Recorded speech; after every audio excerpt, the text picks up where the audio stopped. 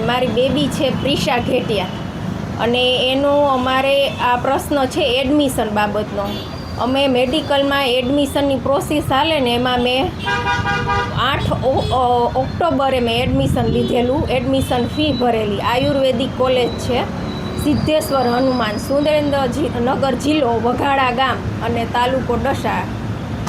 અને એમાં એ ફી ભરેલી અને અમને એમ કે આગળના રાઉન્ડ રાખવા માટે અમારે આ ફી ભરવી પડશે એટલે અમે આગળના રાઉન્ડમાં રહેશું. અમને એ જાણ નહીં કે આ ડોક્યુમેન્ટ જમા ન કરવાના હોય. અમે સાથે ડોક્યુમેન્ટ એ જમા કરી દીધા એટલે અમારો ત્રીજા રાઉન્ડમાં અમારું એ આખું નીકળી ગયું. અમે એડમિશનમાંથી નીકળી ગયા. એ અમને જાણ થતાં અમે પછી બધાને મળ્યા કમિટીને કે આ એડમિશન કમિટીને મળ્યા કે આ શું કરવું. તો એને એમ કીધું તમે 2 દિવસ લેટ થયા, પ્રોસેસ પૂરી થઈ ગઈ છે. હવે આ પ્રોસેસ પૂરી થઈ ગઈ છે. એ નિયમ કંઈ અમને પૂછીને કોઈએ કર્યા નહોતા આ નિયમ. અને આ પ્રોસેસ ભૂલ તો ગમે એ માણસોથી થાય.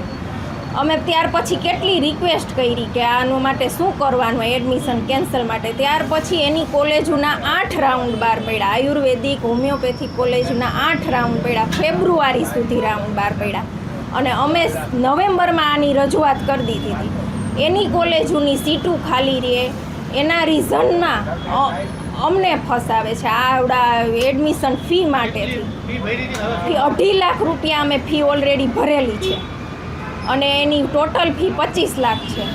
એટલે એ કોલેજવાળાનું એવું કહેવું છે કે મારી સીટ ખાલી રહે છે, મારી સીટ ખાલી રહે એની ફી કોણ ભરપાઈ કરે. તો એના હાટુથી કોઈ ધંધા તો આ જ ધંધો સારો ને, ગમે એ માણસોને ગમે એ થાય તો એનું નુકસાન જ નહીં. અને એ લોકો પહેલાં તો એમ જ કીધું કે અમારી ફી આ ખાલી રહે એ સીટની ફી આપવાની એમ 25 લાખ આની ટોટલ ફી છે.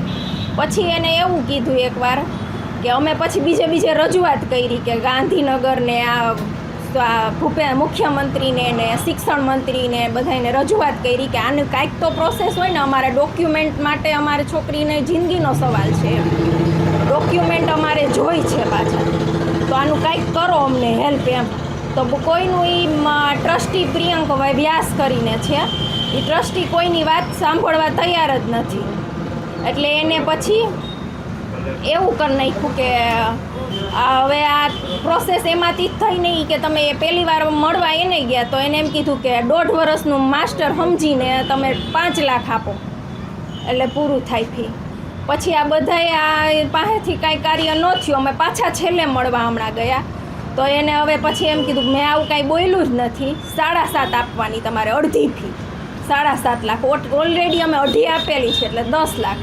ભાઈ અમારી પાસે પૈસા હોય તો અમે પહેલાં જ ન દઈ દીધા હોય. આ વરહ બગાડવું મારી છોકરીનું કોઈ વાત ન માને, કોઈ શોખ તો ન હોય. આટલા રૂપિયા દેવા કરતાં તમારે આ મિડલ ક્લાસને જીવ દેવો સારો. અને આની જમીને અમે હાલો વેચી પણ કાંઈક મારી છોકરીનું ડોક્યુમેન્ટ થતા હોય કે ભવિષ્ય થતું હોય તો હું કાંઈક વેચીને કરી શકું. વગર આ મારા ડોક્યુમેન્ટ લેવા મારે આટલા રૂપિયા દેવાના.